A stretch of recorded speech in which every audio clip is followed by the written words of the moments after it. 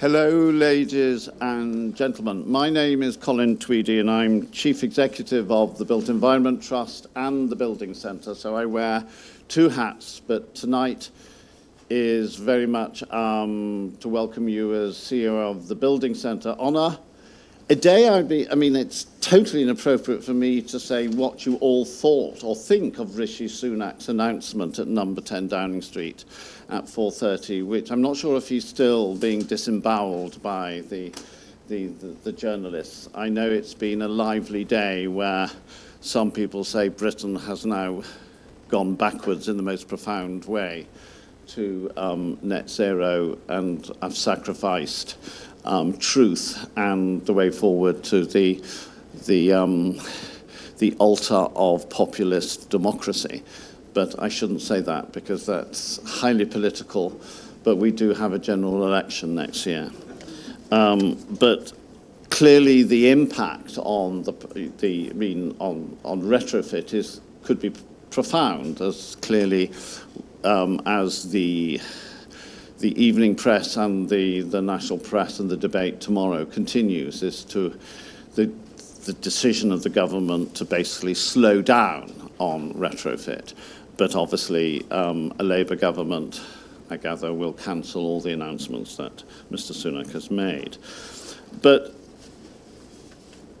I'm delighted we're all here tonight to talk about something which is, of course, relevant to every government, is how do you finance retrofit? Because this is one of the great issues. And, of course, that is why Suella Braverman said this morning in all her media rounds, you don't save the planet by bankrupting the British people. Now, that is clearly the slogan the government will take into the election, that basically we are going to bankrupt the British people if we basically stick to the decisions which the government under Boris Johnson had announced. So these are interesting times.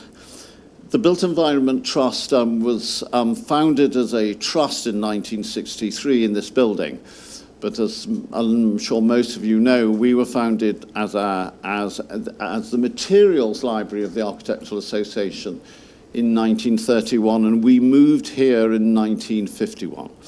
And so we hope to develop more and more the debates of how we convene the issues which are relevant to the construction industry and to the built environment, and how the trust is more and more going to focus on engaging with the wider general public.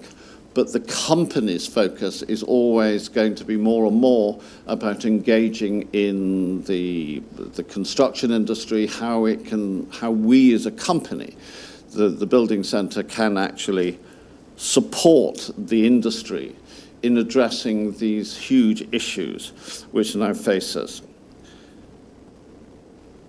If you could all put your mobiles on silent, if possible, during the session, because sometimes it causes havoc with the speakers.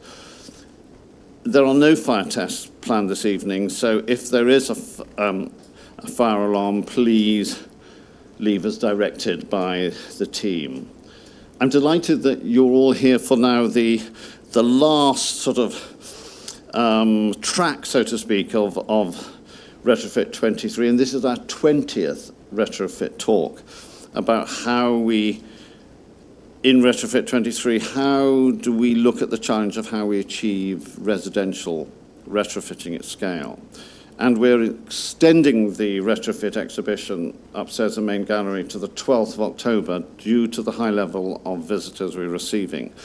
And it also allows us to extend the program of talks. And we're running weekly events through to the end of the exhibition with webinar talks on Tuesday and in-person events on Wednesdays. And you can find all the details on our website. Today's discussion will focus on the financial opportunities and constraints in the realm of retrofitting. And our three speakers, all are very well known in the built environment financial sector, who hopefully I am sure will shed light on the financial strategies which are critical to enabling large-scale retrofitting. Retrofit 24 is focusing more on commercial, cultural, and civic retrofitting. And clearly we are very excited by how the Retrofit 23 has gone, and we believe that this is a fundamental area for us in the future.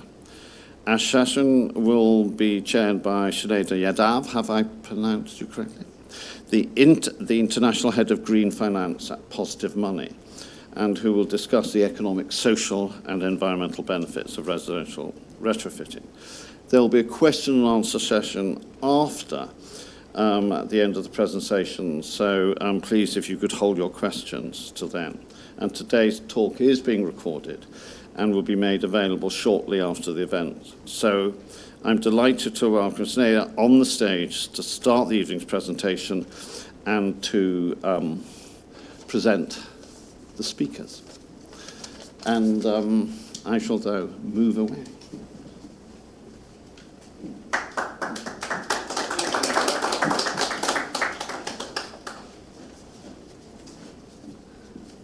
Hi all, thank you so much for joining us today. I am Sneha Yadav, International Head of Green Finance at Positive Money, and I'm sharing today's session on Retrofit Meets Finance, also what is driving the housing affordability crisis and how to solve it. No matter where we live or what we do for a living, we all want a place we can call home. But for too long, the UK housing market has been designed to turn our homes into vehicles for accumulating wealth, by making house prices go up much faster than the wages. Now, with additional pressure from energy costs, which will continue to worsen as the price cap is lifted and bills will skyrocket, the cost of living is set to push many into homelessness, rent areas, and struggling to pay housing costs. We've also heard that UK house prices grew at the fastest annual pace since 2004. Right here in London, we have seen property acting like a bank account for oligarchs, including many Russian oligarchs, as has been exposed in recent weeks. And whilst the last few governments have tried to help more people into the housing ladder, they have ended up pulling the ladder even further out of reach by causing house prices to spiral out of control. The system is at a breaking point, and the public are in favor of bold changes to tackle housing injustice and bring prices down to manageable levels. Retrofit Meets Finance is a pivotal session where we are going to explore the intersection of two critical components in our journey towards sustainability. In simple words, retrofitting is the process of upgrading existing buildings and infrastructure to enhance energy efficiency and also reduce environmental impact as a key strategy in combating climate change. However, without robust financial mechanisms and strategies to support these retrofit initiatives, progress can be slow.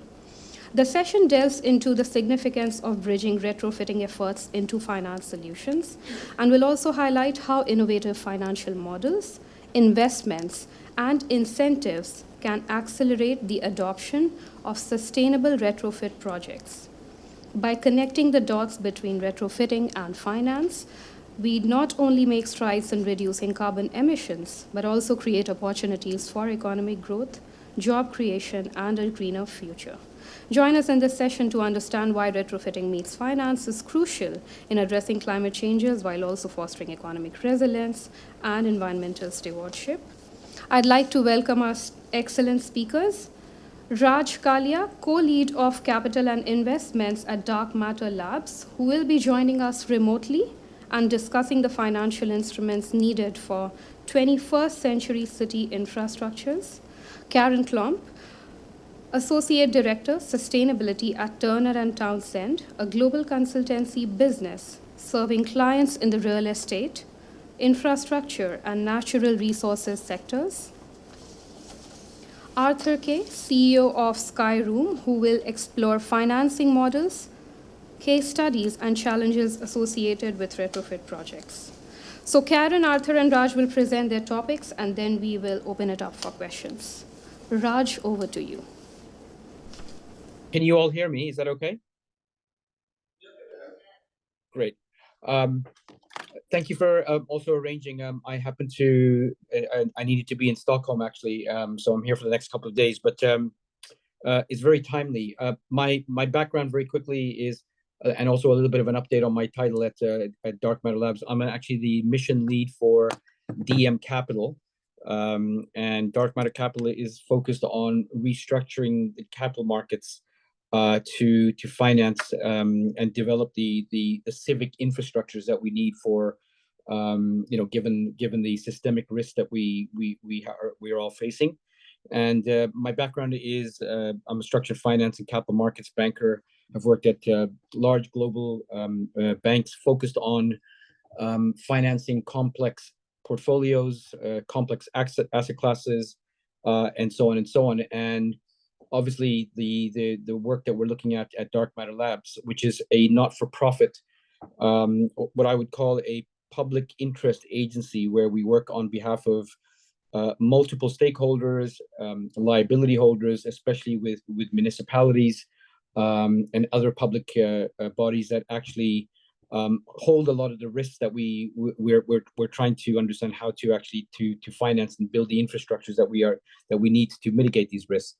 So I'm actually here in Stockholm talking to a few financial institutions about the traditional financing models for the various assets that they do finance. And I think from my perspective, and I certainly won't take up 20 minutes that was allocated to me, which is a good opportunity for us to sort of really open it up. I see systemic issues and technical and structural issues about how we finance infrastructure just generally. So in many cases, we are what we call we finance single point optimization. We treat everything like a project finance. From a project finance perspective, we look to the investor to provide us with the guidance on how much risk are they willing to take and what is the expected return. And obviously, with retrofit, as well as with many other infrastructures that we need to develop, that's absolutely not the right approach. One arguably good analogy, it's not the only one, but I would say that it's a good approximation, is that if you look at what it costs to buy a can of Coke versus what it costs to buy a grapefruit, maybe let's say that for now that they're about the same. So in the UK, that's probably about 50p. But in that example, the externalities have not been priced. The costs of the cost beyond the actual economic costs to produce that can of Coke and get that grapefruit to a point where it can be sold to a consumer, I think is a good example, at least for me, in terms of what's not been happening in the capital markets and what do we actually need to do to change that particular equation. So pricing externalities that have not been priced in the system, I think, is crucial. We also have issues about the fact that because we finance single point assets and the typology that we use to describe an asset from the perspective of an investor and how an investor looks at it, or a lender for that matter, we do need to understand how the spillover values that we get from doing retrofit, for example, and how they mitigate liabilities and so on and so on. That conversation, but also that modeling, is not part of the current framework for financing asset classes. And I think until that changes, we need to see those changes not just from at the asset financing level. It needs to be all the way from monetary level instruments all the way down to how do you construct a deal where you can actually finance, for example, retrofit. Who needs to be at the table? And it cannot be a triangulation of a developer, a householder, for example, and then the financier. We know that actually, ultimately, what we're going to need to do is to have some kind of a systemic collaboration, a system level agreement between those who actually hold those liabilities, those who are co-beneficiaries, multiple beneficiaries of the infrastructure that we're building, and how do you actually finance that at scale? So one of the examples that I've seen recently is that if it costs the city of Sofia, the estimated cost of doing retrofit in a city like Sofia, which is not the biggest city in the world, but it's also not the smallest. If it costs 25 billion euros to do whole city retrofit, I'm pretty sure that you wouldn't be able to knock on my door when I was a structured finance banker and borrow 25 billion from me, because even if you're good for the credit, ultimately there's liquidity and there's a production of money issues and so on and so on. And how is loan origination, how is money actually created? All of those problems will be a big fat no. We can't finance whole city retrofit because of the existing capital structures that we use. So what I really wanted to sort of at least remind us all is that we do need to understand civic infrastructure and the value that it provides, the value at risk that of not actually looking at a different way to finance retrofit, I think is going to be detrimental to us. It's going to present even more systemic risk. So we have to figure out a way, how do you finance assets that have what we call entangled values? And those values are everything from health to environmental, to some people will call it social. But the bottom line is this, is that until you actually understand how do you develop a new type of asset allocation model, because the one that we use which is what we call the capital asset pricing model, was done in 1954 when Markowitz did not have to grapple with systemic issues such as climate change, because Markowitz was focused on idiosyncratic risks in the markets, and he thought that you can hedge out idiosyncratic risks by diversifying your portfolio. That is absolutely no fit for purpose when it comes to financing such things such as retrofit, and understanding which infrastructures do we need to build that work together to give us the overall spillover value effect. I'm going to stop right there because I think I want to hear from the others before either I come in again or I answer questions from the speakers as well as the audience. Thank you very much. Welcome everybody, and thank you for having me. My name is Karen. I'm an Associate Director in Sustainability at Turner & Townsend, and I, for the purposes of what I'm going to talk to you about tonight, I am Programme Manager on the 4-year Energy Sprong programme that we deliver on behalf of the Mayor of London. What I want to talk to you about is kind of what we tried to devise with that is a new approach to a potentially self-financing retrofit for housing, domestic buildings, to get away from the stop-start nature that the whole grant and subsidy environment from the government presents to us. We only have to look at the news today, why that's important. 2 slides on Turner & Townsend that I will just whiz through. We are have been around for more than 75 years. We're an independent professional services consultancy in the real estate, infrastructure and natural resources sector. 8,500 people worldwide and active in 46 countries. The principles of our approach, providing sustainable leadership, act as agents for change and working collaboratively. Those are the values that throughout all the sectors that we work in that we adhere to. But then the more important part, the Retrofit Accelerator for Homes. The Greater London Authority, the Office of the Mayor of London, the GLA, started the Retrofit Accelerator for Homes to lay the foundations to scale up deep retrofit, as in net zero retrofit. The Retrofit Accelerator is led by Turner & Townsend, and we work together with our partners Energy Sprong, the Carbon Trust, and communications are done by Camargue. What we need to get away from, as I already mentioned, is the stop-start nature of government funding that we currently see in the social housing retrofit market, as well as the private sector. I'm going to focus on social housing tonight, to get to a self-sustaining market for net zero retrofit.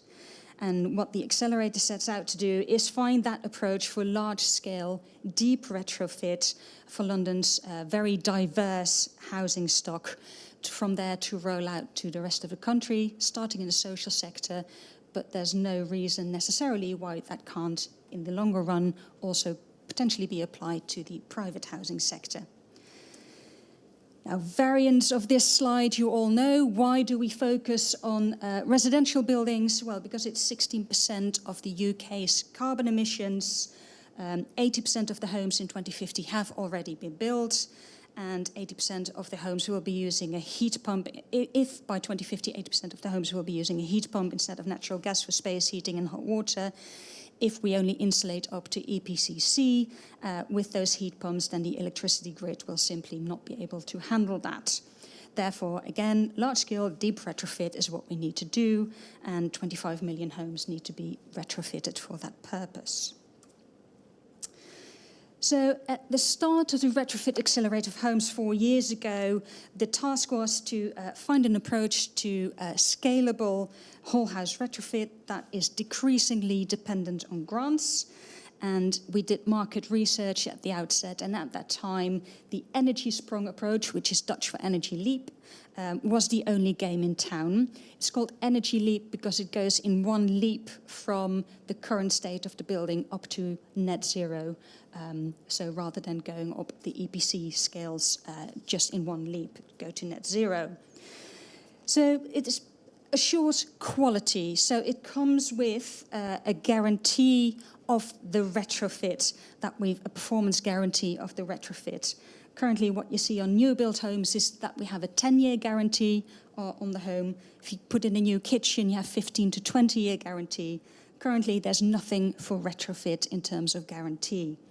So part of the energy sprung approach is make the contractors commit to the performance of the retrofit that they install for 10 years, which then creates a whole new set of standards that you can work from. Not only does it address the performance gap that we see often, things designed versus things in practice, there's usually a bit of a gap there, but it also allows, by guaranteeing that performance, it allows for what's been introduced as the comfort plan, which is a small charge to the residents for the guaranteed comfort that they will receive. What is the comfort plan? At the moment, what we have is that residents pay rent to the housing provider and an energy bill to their utility company. The energy sprung guarantee promise will set certain standards that are guaranteed by the contractor. So they will have 21 degrees and 18 in bedrooms all year round. They have certain amount of hot water at their to use. They have certain plug load to use. And they have a lovely new retrofitted home, which also helps with the feel that they have. They can use more, but then they'll have to pay more as well. So it's not that the electricity will shut off if they reach that certain level of guaranteed plug load. What that means is that rent will still go to the housing provider. There will still be a residual energy bill that will go to the utility company, but it frees up space for a comfort plan charge that will go to the housing provider, who will then feed that back into their further retrofits. So it creates an additional income stream for the housing provider, and it also addresses the split incentive that we usually see, where housing providers invest and residents benefit from that, but there's no incentive for the housing provider really in monetary terms to continue doing that. Looking at the UK context, and a massive asterisk here, this is before the massive inflation that we've seen and before the massive energy cost increases as well. But the point still stands. In 2020 and 2021, 5.4 billion was spent on existing social housing stock in terms of maintenance and repairs, and residents spent just under £3 billion on their energy bills.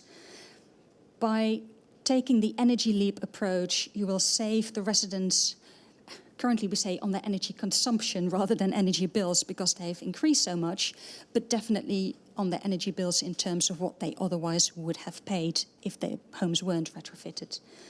And we also really look after the buildings through this approach by giving them a new roof, by giving them new windows, new doors, lowering the maintenance cost for the next 10 years, at least on those properties.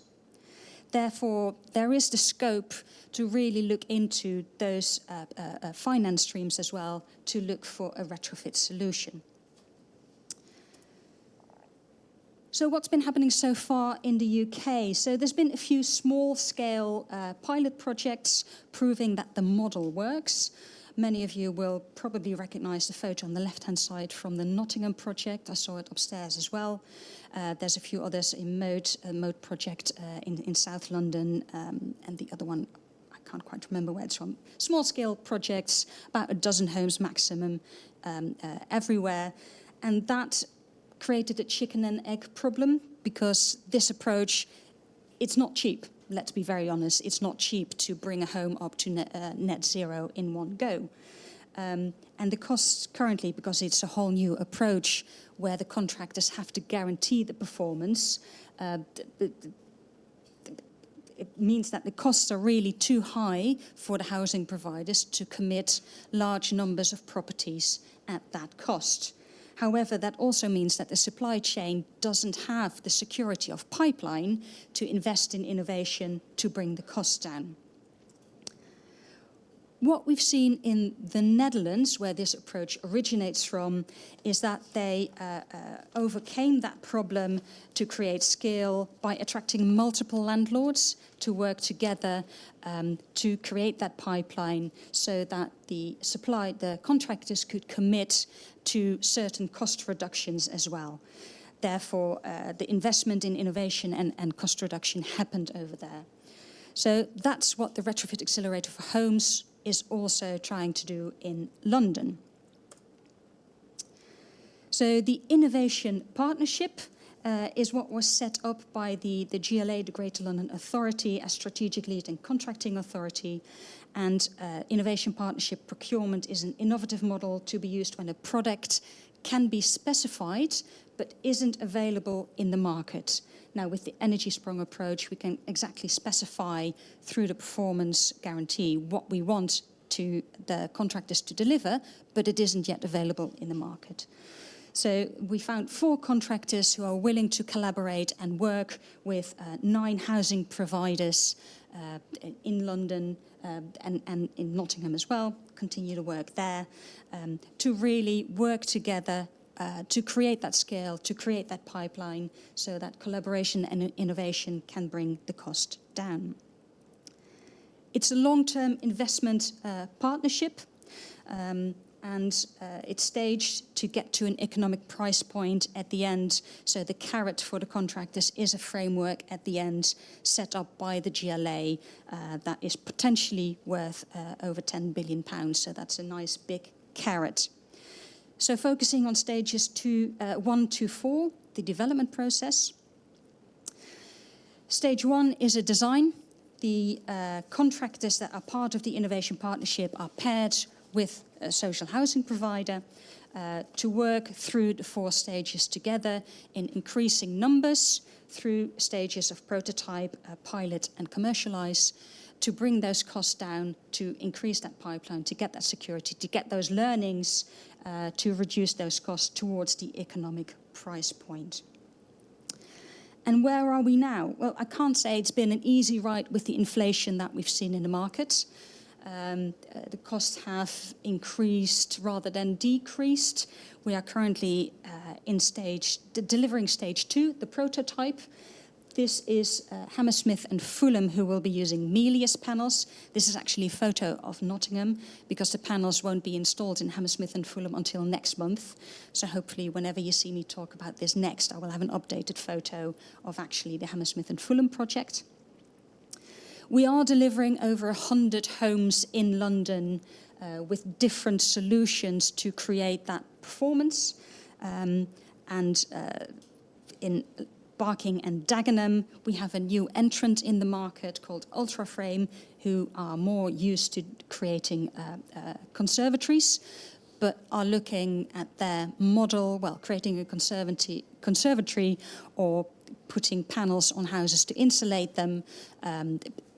It turns out a bigger step than they thought it was. There's a lot of issues that we're working through. It's very much a learning process.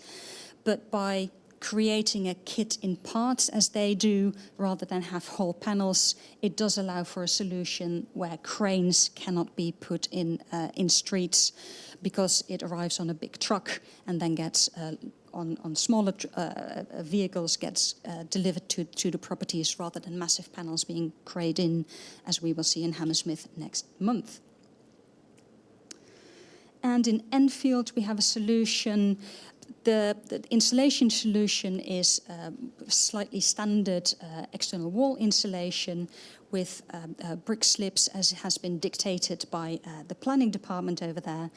But the innovation there is in the bow tie vent box, the ventilation box, the white box in the left-hand photo that houses the ventilation as well as the PV inverter, which can be accessed from the outside to change the filters. And the ducting of the ventilation is in the fabric skin rather than all throughout the property. And lastly, the Sutton Housing Partnership. We have been exploring. Unfortunately, planning over there had some issues with it, so it won't be installed, but exploring a monodraft porch pod, which houses all the M&E equipment, so the heat pump, the PV inverter, and all the monitoring equipment in a pod outside to create an additional porch. We hope to create that in further projects. Like I said, it has not been easy. It's a new concept, and the guaranteed performance that the contractors have to deliver means that they're a bit anxious on what they deliver and want to be very clear about the data that they get from the housing providers to make sure that they have the right solution for the right properties. We've had some setbacks with designs where properties turned out to have additional bathroom pots at the back of their property that weren't calculated. We have some issues with cat flaps, which is always interesting. And of course, we had a massive setback with inflation, which has really hampered the project. Like I said, instead of seeing the cost come down over the delivery of the prototype stage and seeing lessons learned where the cost can come down further, we've seen costs go up. However, we are talking to two social housing providers to move from the prototype stage into the pilot stage, helping them work their business case to see what we can do so that we won't throw the baby out with the bathwater because inflation has gone up so high. So that's it. It's a set of standards that add up to a net zero energy home that we will hope we can continue through the journey, through the innovation partnership, to get those costs down, to get to that critical point. Thank you very much.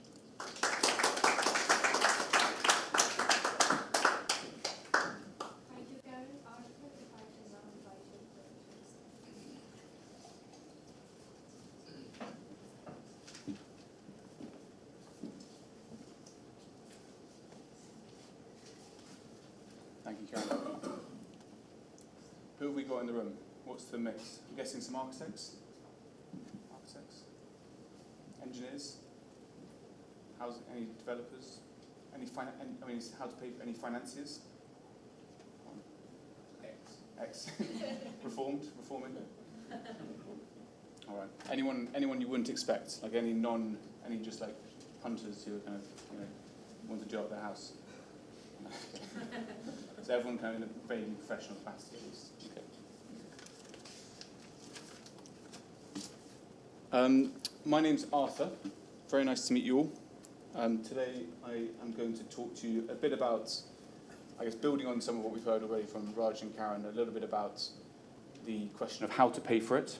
I'm going to go through a few case studies and kind of like, I'm a simple fellow, so a layperson's terminology of how you can go about it. So that's kind of the plan. My day job is I run a company called Skyroom, and we work with big landowners to add new floors to existing buildings and retrofit them, undertake deep retrofit at the same time. These are some of the projects we've been working on, completed and live around London, and we've got other projects throughout the UK.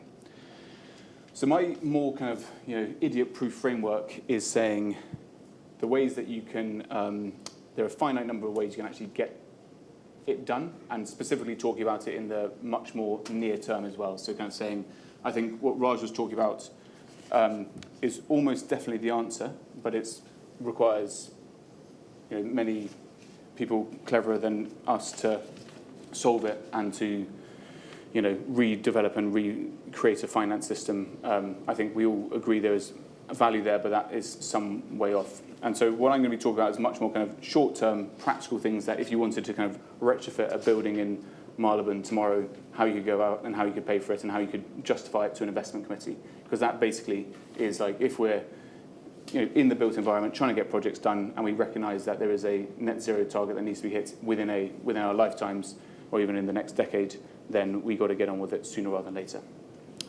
So one route is you get other people to pay for it. You get subsidies, you ask government, they say yes, they say no, you get more stuff, you get the GLA together, they put together a £10 billion framework, maybe they'll pay for it, maybe they won't.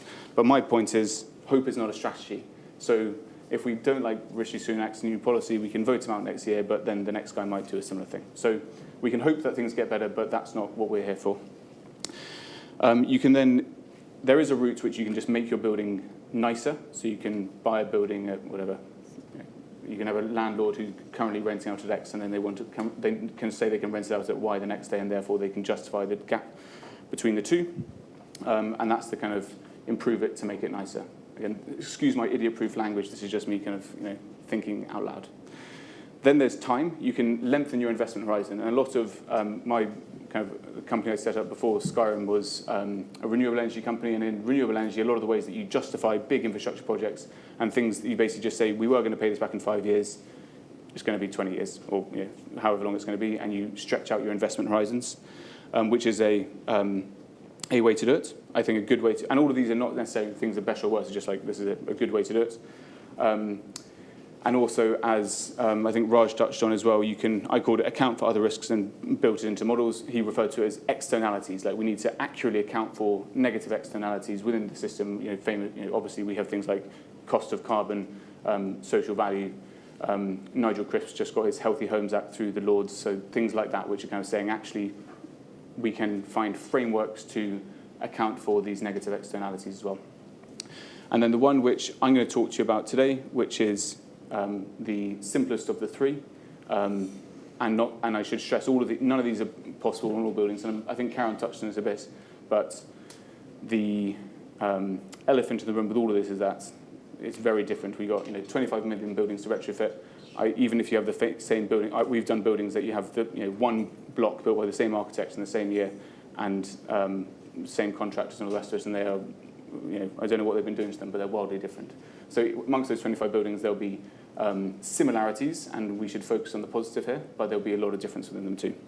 So these are routes to try and unlock value, but not conclusive by any stretch. And I'm sure that you will, we can add, I'm hoping we can add lots of ideas underneath all this about how you can go about it. So I'm going to be focusing on space, and this is my, again, idiot-proof framework to how you make space. So you can go up, down, in, and out. We're going to be focusing on, there's all these fun things out there. So you can go and build in the suburbs. We can do, high-rise buildings. We can do life on Mars, all the rest of it. I'm particularly interested in, and this is because it's my day job, in infill developments, deep retrofit, and upwards extensions or airspace developments. This is a video which is a great song from Winnie the Pooh in, I think it's maybe The Blustery Day. I'm not sure it's actually going to play, but he's talking about going in, out, da-da-da-da-da-da. You probably remember it from your childhood. Anyway, it's a great song. You should look it up later. Nah, you won't be able to hear it. So at Skyrim, what we do is we undertake deep retrofit existing buildings. We, where possible, try and twin that with airspace development and with infill. To stress, this is not suitable for all buildings. There's a whole range of reasons that landowners and existing residents may like or dislike this approach. And so a big part of this and a big caveat for all of this is saying it's a filtering process in terms of site selection. So the way that we work is we work with big landowners like local authorities, housing associations, REITs, etc., and go through a process of saying your portfolio is, I don't know, in this case, 3,250 homes, and go through a filtering process of that. And then it's a kind of arbitrage piece in terms of where the low-hanging fruit may sit within that. We try and look at it from a perspective of how we can get different benefits to different stakeholders within it, which again is a pretty typical approach in terms of how you can think about benefit and community engagement too. But some of these is a combination of, again, in my simplistic language, making things less bad, acknowledging that even with the energy sprung system, there is going to be a level of resident disruption. So there's a piece around, say, how you can acknowledge that up front and then seek to minimize that. Then there's a piece around creating actual tangible benefits. So I'm going to talk you through a handful of case studies shortly. But if we look at resident benefits on just, these are generic, I will go into the case study shortly, but resident benefits, these could be as simple as new lift shafts, reducing energy bills. I'm sure Energy Sprong does. Fire safety obviously is been front and centre the last 4 or 5 years. But these are myriad, ranging from very tangible things like you were going to get a massive increase in service charge and then you're not because this is going to come through, to the slightly more prosaic, like you didn't have any private amenity space and we can clip on a balcony to your flat and therefore you have a bit of private amenity space. So it's not necessarily rocket science, but just think of it from the resident's perspective is where the starting point is. Then landowner benefits, again, a similar building, but again, taking the same stuff from the other perspective. And a lot of this is around safeguarding existing assets and thinking about them longer term. There was a slide I took out here as well, which is talking about I'm kind of jaded after my years in the industry, but a lot of landowners, especially when you get into the detail of the development teams are basically trying to get to regeneration, which is, as we know, developer code for knock down and build something bigger.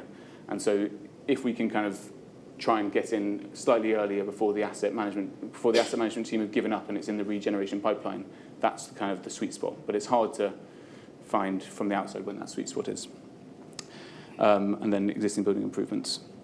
So let me talk you through to the point around the diversity of different buildings. I'm going to talk you through, I think, 4 buildings here. One is, and with 4 very different kind of clients or partners as well within that. So the first is a NHS trust. This is actually the hospital I was born in 32 years ago, King's, down in southeast London. It is a deep retrofit of an existing building, and then adding 2 new floors on top of the existing, extending the building out the back, and then adding there's also an annex, which you can see in this sketch at the bottom here, which is also being extended upwards. And so that's, on the annex, it's actually stripping it all the way back to the core and then adding new floors and turning that into a small nursery, which is being relocated from the Maudsley Hostel, which is across the road. And then for the main building, it is a deep retrofit of the entirety, I say adding 2 floors, because it was initially actually built as a care home. It'd come to end of life as that, and through that combination of infill airspace and rationalising the floor plates and core, you can actually increase capacity by 178% within that. And that's a render. Then this is a very different building. So this is a project with Lambeth, which is for part of something called the Key Worker Homes Fund. So this is a £100 million equity fund, of which Lambeth were one of the winners of some funding for it. It's a block of flats on the Clapham Road, 1930s, come to end of life, and essentially it's one of the classic situation of a development which has slowly been bought up by private individuals, and so it's roughly 50-50 owned between the local authority and private owners. Again, a bit of complexity I think you may relate to, Karen, in terms of ownership of it's, when you've got a coherent single house, which I think most of those were, and then you can say that's a house, we're going to redo that as a house. Some of the kind of easements and complexities of ownership get tied up in this too. However, in this, because half the costs would therefore fall on those individual private landowners, there was a maintenance backlog of around £5 million, which needed to be funded, which worked out as around £70,000 per private flat, and the rest sitting with the council. And so no one has 70 grand lying around, and so it was in terms of talking about those benefits, in terms of how you can make the building compliant, bring it up to code. In this case, it's new lift shafts. It's still, whilst Lambeth, amongst others, has declared a climate emergency, this building has still got an oil boiler. I didn't know oil boilers exist in London, but it has. So there's a kind of heavy diesel is kind of delivered to edge of zone 1. And this is a combination of, we're standing on the Clapham Road here. It's a combination of 3 floors in the airspace above, new cores down the side here, and then an infill. It's a car park currently, and an infill along the side there. Then this in terms of very different typology. Again, this is kind of at the more playful extreme side. So this is a car park with Landsec and Lewisham, and looking at a combination of meanwhile use, a cut and carve scheme, and then turning that into, this is a very early stage scheme, so this is, we shall see, but kind of, again, getting more playful and provocative. New housing above, kind of introducing kind of a Peckham level style approach to the existing, but then trying to, a big issue with car parks is kind of natural, or if you have a deep floor plate, is trying to get natural light into the centre. And so, does anyone here live in Lewisham or know the car park? Is that one you kind of go around in a, that kind of big roundabout site? Yeah. So this is the bit that was going to be knocked down. It's going to, well, it may be knocked down still, but we're trying to say it should be knocked down. If you're going to do it in 15 years, and let's kind of prove it first. But it was going to be knocked down in phase 1 of this scheme. So we're kind of saying it's a meanwhile scheme, but you can still get 15 years of use out of it. And there's obviously, as car park, there's a lot of embodied carbon in there too. So it's kind of bonkers to knock down car parks. But anyway. And then finally, similarly, this is part of the Key Worker Homes Fund. So starting with Waltham Forest, the Winds Beach Estates, one of our larger projects that we're working on, 93 homes, and this is adding a mix. This is actually almost entirely airspace, so it's adding a mix of 2 and 4 new floors above it. So kind of the sites you can't really see here, but it's on a slope, and so it's trying to kind of balance out the undulation within that too, and using that as a chance to redesign the cores. The cores are all in the existing, but are not compliant, and the lifts are not working well, out of code and breaking a lot at the moment, so it's building new cores externally. So was it called monograph? What was the monodraft? I need to find out about monodraft. So a monodraft-like solution, but with a kind of an external core servicing each of the floors. So kind of, I'd like to learn more about monodraft after this too. So these are some examples of projects. Let's say some projects that we've been working on and delivered recently, and down to that very simplistic approach of saying you can pay for it through retrofitting the existing, and you can pay for the retrofit by adding that additional space, and these are routes that you can go about that. To underline, this does not work on all buildings. It is suitable in many more than you may think, however.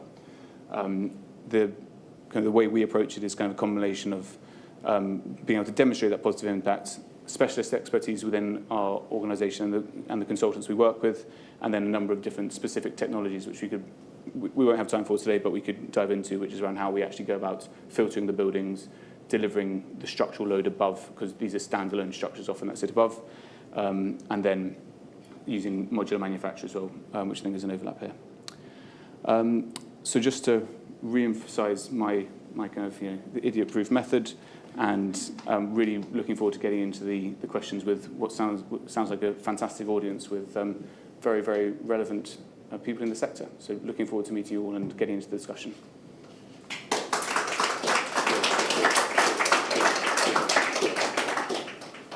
Thank you, Arthur. I'm keen now to let the panel respond to each other, and if they wish, pose questions to each other. Do we have Raj?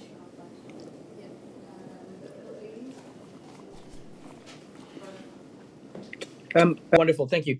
First of all, thank you very much, both presentations, Karen and Arthur, really great. More importantly than that, very encouraging signs of potential solutions. I think my biggest question right now is, well, twofold. One is that I've been looking at something where we take retrofit assets, for example, and rather than actually attach them to the reference asset, which is the actual property, where we can actually develop retrofit infrastructure separately. So it's referencing the asset, but not attached to it. And the reason why I say that is because financiers do understand asset-backed finance, which is separate to, for example, financing a mortgage. So one of the things I'm looking at is how do you actually, and do it at scale, which is to put all of the retrofit assets. So imagine doing 400,000 homes in a borough in London, and putting in all the retrofit assets into a vehicle. And then that particular vehicle is financed.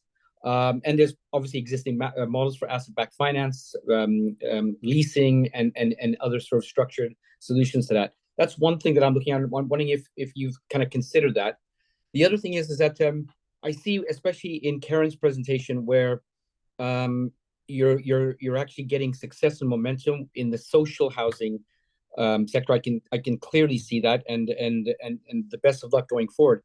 But I'm just wondering, like, some of the examples of, and I'm not a retrofit expert, so my understanding about retrofit in the UK as well as also in Europe is the current kind of comfort contracts haven't really worked.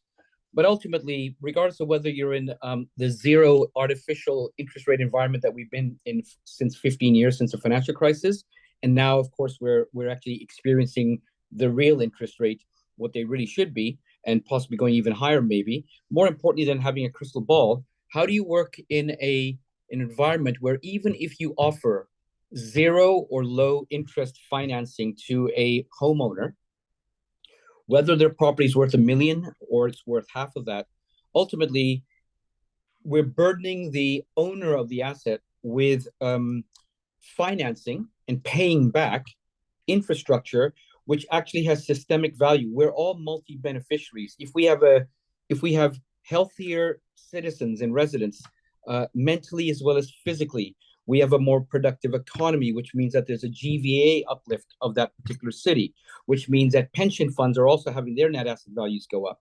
Pension funds can't invest in singular assets. They can invest in portfolios with substantial capital. But in order for them to be able to do that, they need a reference asset or an asset pool, which is actually having those kinds of system level effects. So I'm just wondering, are we really at a point where we're able to tell a homeowner in London, hey, actually for 10 grand, and you know what, you can pay it back, take as long as you want. I just don't see that working. And also I don't see that working at the scale and an intensity and at the speed that we need to get to actually achieve those system level effects, because, well, time has run out, right? I mean, climate change or climate risks are systemic. The frequency of them is increasing, but so is the intensity. So I'm just wondering how is that? So I can understand how social housing, yeah, no problem at all. But that's obviously subsidized. But how do you convince a portfolio, a pool of homeowners to take on that liability, whether at zero or some level of interest? How do you do that, or how are you thinking about those? So, sorry, I didn't mean to elongate the question, but I think that's where I would be really interested in what kind of thinking have you done around that? So I do answer. So we'll go from a bad answer to a very good and tough question to hopefully a better answer from Arthur. So actually, this is the issue, which is that, can you show me an example? My answer to that is that is exactly where I am hoping this conversation actually goes, is how do you finance?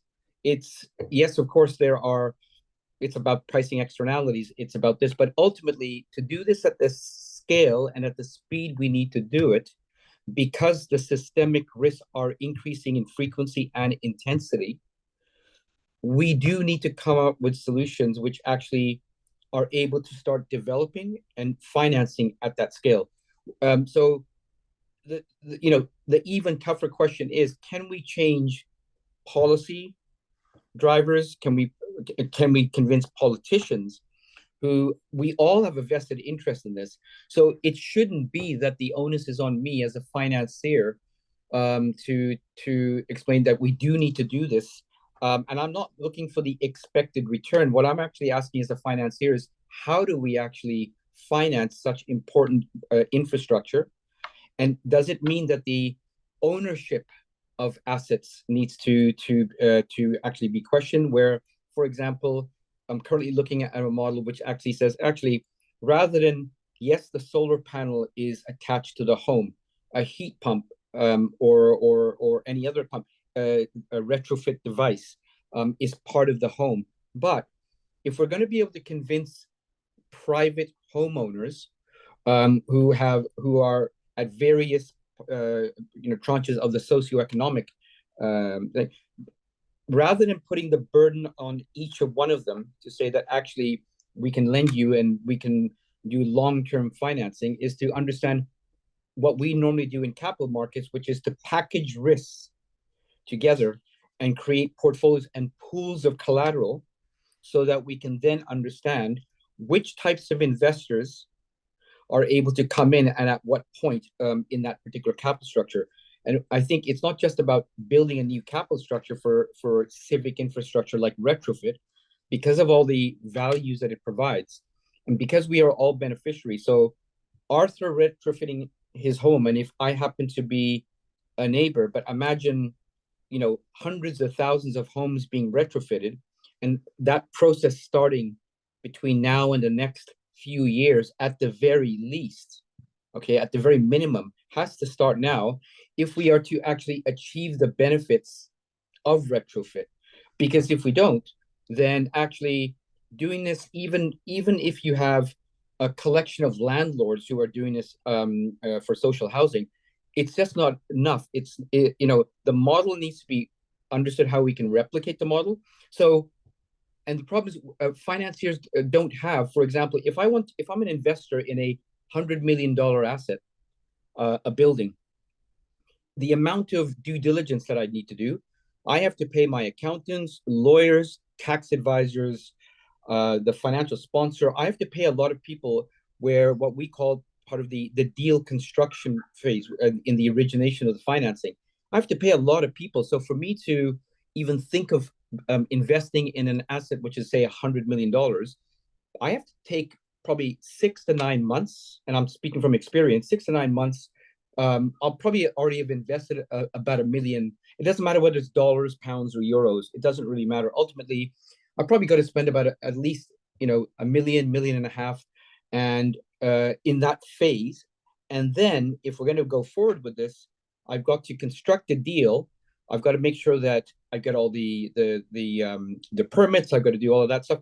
It's that part that's missing in building civic infrastructure or restructuring existing infrastructure to be able to achieve the benefits of doing something like retrofit. And what I'm saying is that we actually, it's less about, can you show me a model that does this, to say, actually, how do we actually come up with a model that can actually do this at scale? And one of the ways that we need to do is to either to understand is to detach the benefits, the multi-beneficiary portfolios of retrofit, and understand that by doing that, we can at least understand how you develop the classification of those assets and other codes that we need so that investors can invest in it. That is what we need to do.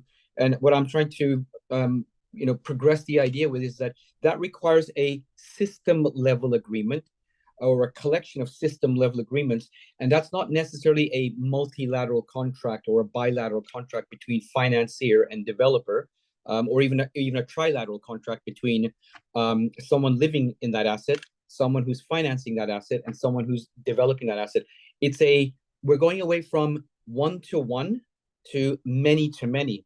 And if we can understand how do you aggregate that many-to-many, and what are the benefits of actually contracting with many-to-many, then I think we're getting somewhere. So, and everything from looking at how does the central bank, the Bank of England in this case, come up with a differential interest rate. So rather than having one base rate, we're saying that actually, if we're going to do what they should have done in the first place, which was targeted quantitative easing when the financial crisis hit, and do something called targeted quantitative easing, which is to actually incentivize development at either low or negative interest rates, even in a high interest rate environment, but saying that if we're going to fund the development of the retrofit sector, then I'm not going to charge you 2.5%. That's not the base rate anymore. It's 2.5% minus additional thing. So we've got to think about differential interest rates, not interest rate differentials, but differential interest rates to sectors of the economic sectors.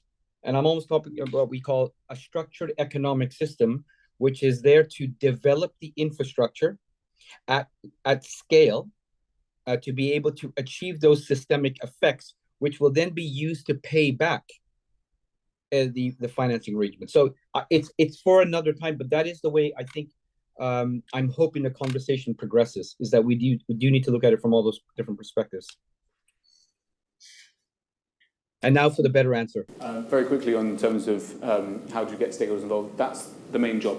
So the hard thing is, well, there are hard parts to it, but the engineering is actually relatively, well, it's well known, it's not that complex. As a development manager, we unusually do things like planning and community engagement in-house, and that's the kind of central part to it. The short answer is each project is different. I gave examples with, for example, the NHS Trust, who've got the nursery across the road, so there's an onus to do it.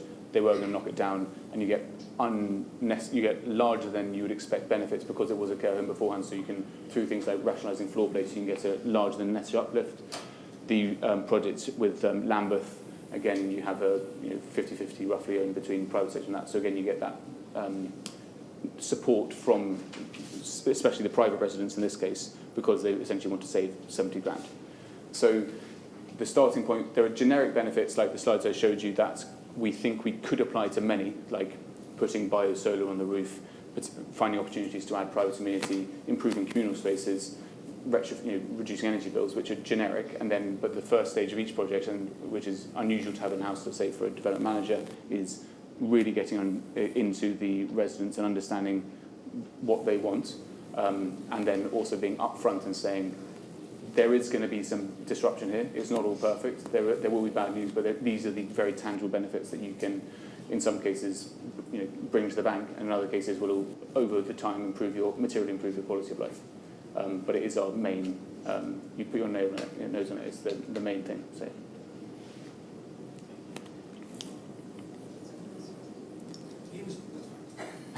Just conscious of time. Yeah, we could do a few at a time as well. I'll keep it pretty quick. One for Karen. You mentioned the comfort contract. So I saw 3 great presentations, but as a former insurance broker and risk manager, I saw a lot of risk. Now, how much of these risks, when it comes to retrofit, are we offloading to the insurance market? Because, and it's very relevant to what Raj said about the whole collaborative approach, just getting more than the financiers, the developers on board. Because if we can get the insurance market to take those risks, that gives comfort to a lot of investors, and that opens up a huge pool. We've got past 2035, and we've got specifications to make sure that the cowboys are not running right in our house. But are we doing enough to get the insurance market on board? Because one, they play 2 very important roles. One, they can take the risk, but then also as investors. So, and for my sort of research, I'm now qualified as a DEA, but also looking to be a retrofit assessor. I see a lot of risk, and there's a lot of uncertainty, and that creates confusion. But if we can, offload some of those risks and have a standard wording, a standard insurance contract, a Lloyd's of London certified insurance contract, I think that opens up a lot of opportunities. And I'm just really interested to hear how your comfort contract is kind of connected to the insurance risks. At the moment, it's not. And where were you 4 years ago when we were putting the contracts together? I'm here now. So let's please explore that further, because at the moment, the insurance market isn't involved in what we're doing necessarily right now. The risk lie with the contractors who have to guarantee the performance. So you can imagine that contracts are fun. But yeah, if we can find a way to streamline that as well, everything that we can streamline and make more standard, please let's talk. Because insurance companies tend to be around longer than construction companies and contractors, Yes. for obvious reasons. So Yeah. let's get them on board. Love to have a convo. We're also keen to know who is joining us. So if you can tell your name and where you're from, either organization, that would be great. I was Rafe Bertram from Infant Council. That's who I was. Gunnar Hussain, also for Menfield. Oh, fantastic. Amazing. Are these planted questions? No, it's a collaboration. I already work with them. I really. Thank you. Very interesting presentations. And I'm from London Borough of Hackney, Guy Shackle. I think the challenge we've got is that for 3 years we've been trying to look at how do we get the social housing in Hackney to net zero, and it's costing far much more money than it will actually deliver in terms of economic benefit. So I suppose it's at 3 scales. One, I was amazed to see that the value of UK residential property is about, I think, 8.68 trillion, and most of it is unmortgaged.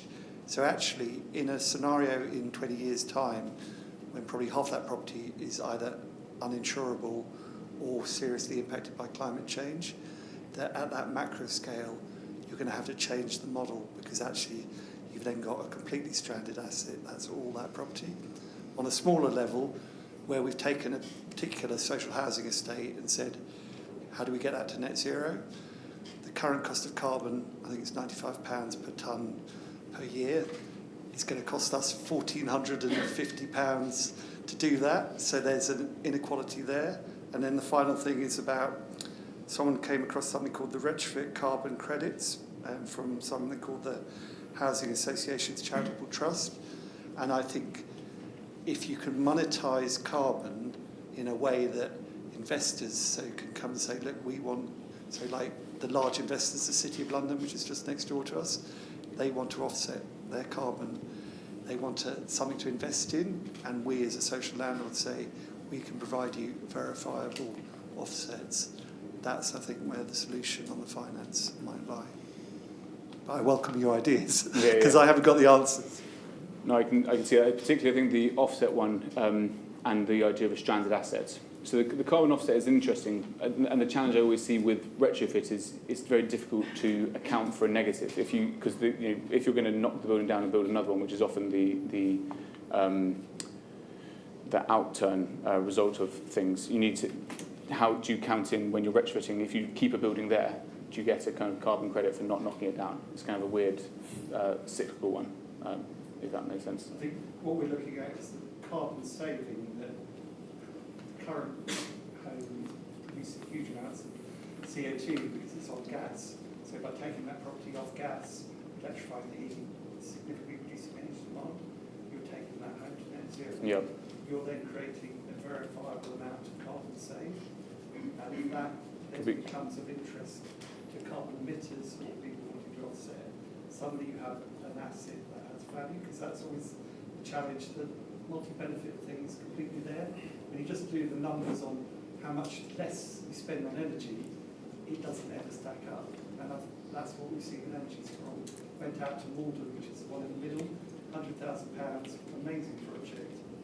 But the next round they're doing only £40,000 per home, because it just doesn't work economically. And you want the reverse. You want to go from 5 to 50 to 500 to 5,000, and that isn't happening, and that's very frustrating. Yeah.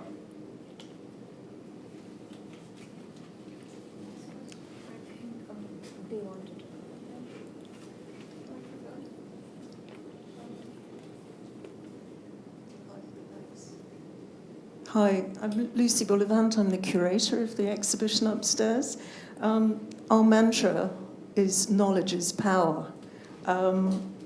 Knowledge about retrofit and empowerment of ordinary, punters, all of us individuals wanting to take advantage of what is out there, and we've got a highest level of knowledge amongst specialists about how retrofit can be done than we ever have in the history of the world.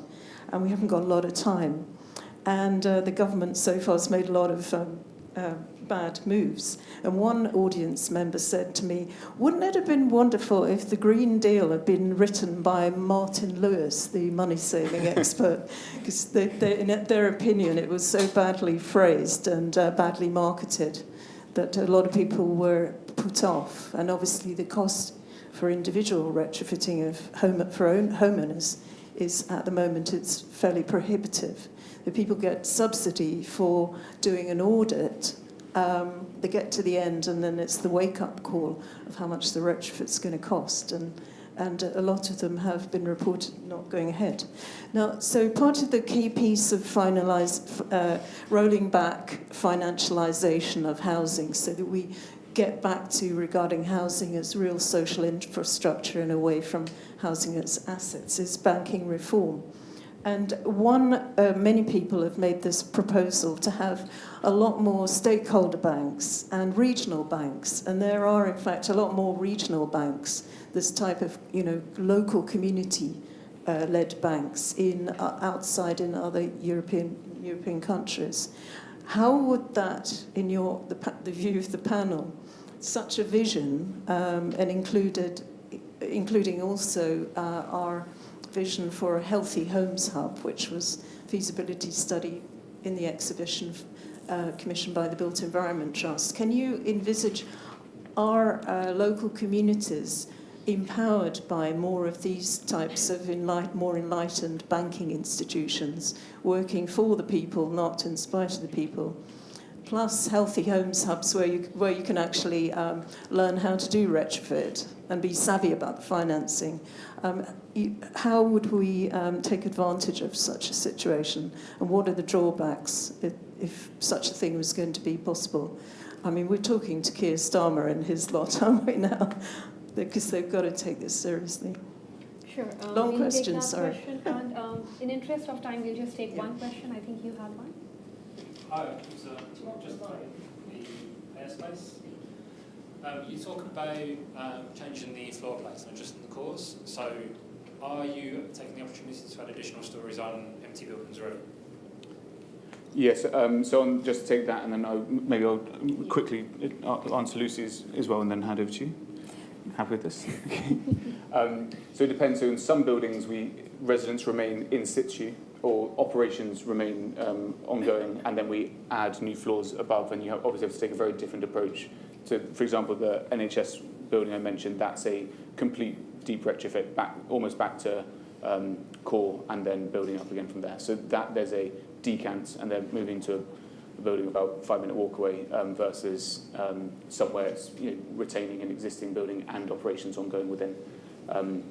So and again within that, then there's almost if you imagine a kind of decision tree. Some you have to kind of build a new core anyway, because with new building codes and stair widths and lift regulations and stuff, you still need a new core even if you're keeping residents in situ. So it's it gets kind of more complicated the further you get into it, but essentially there's a decision tree in my head which you kind of flow through, which gets you to those different outcomes.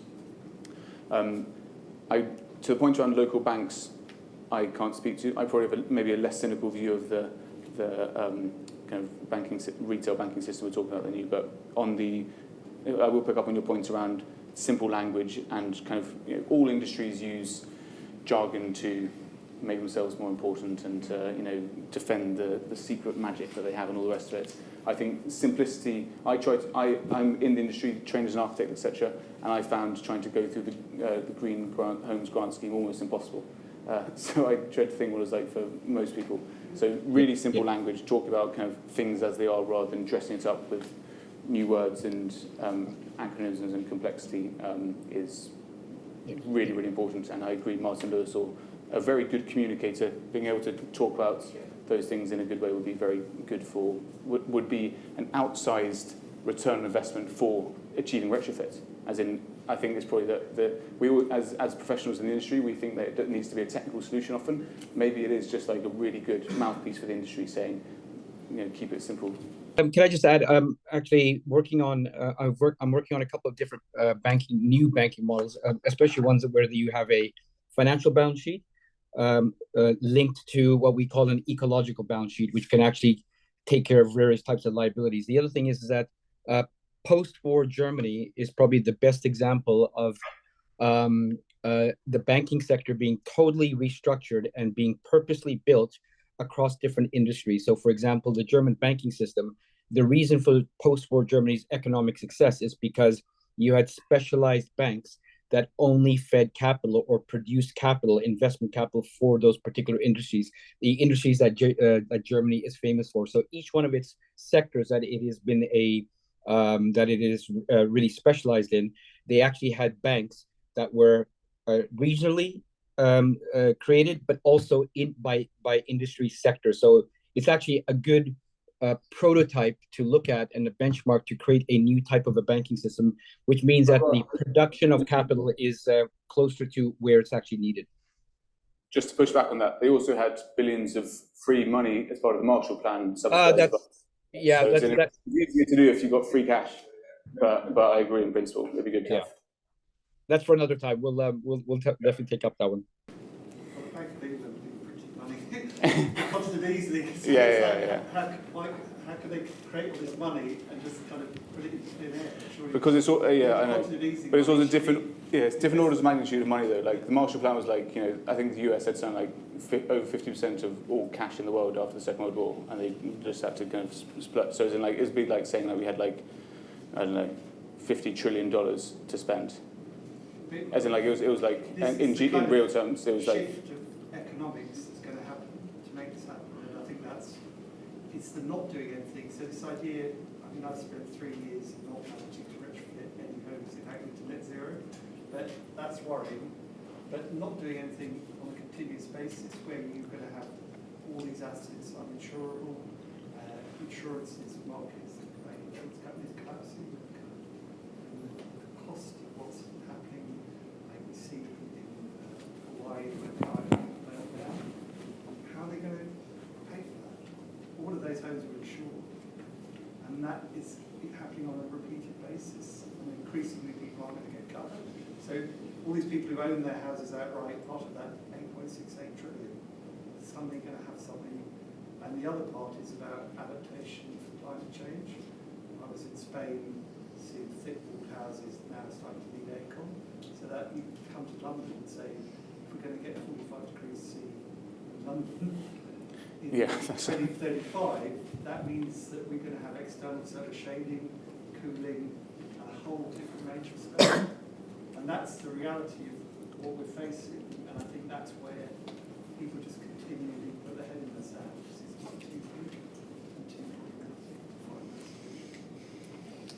Don't want to end on a down.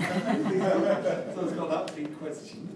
I think the Germans do have a knack of getting in there. In I think 2016, when we were struggling with the Green Deal, and we managed to get maybe 40,000 homes retrofit, they managed to do something in the order of 400,000, so 10 times more, because they had sort of massively small interest rates. It was a different climate, of course, but they're doing something right. That it'd be good if we could figure out what they're doing and how they're doing it. I think it's some kind of collective action. We've seen these grants being teleported.